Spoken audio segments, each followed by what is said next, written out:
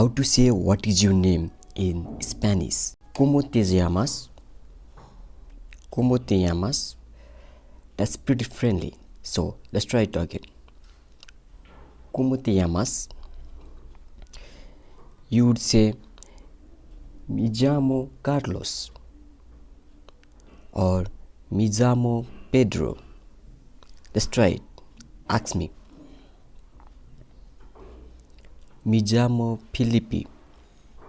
The formal way to ask somebody what their name is in Spanish is ¿Cómo se llama? Instead of using TE in the middle there, you would use SE. ¿Cómo se llama? Try it. Good.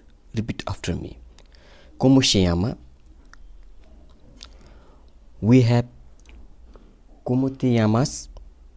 Which is friendly, and then for in a business setting you would use the second one, really, which is ¿Cómo se llama? Those are two different ways to say what is your name in Spanish. One being friendly and the other one is being a little bit more formal.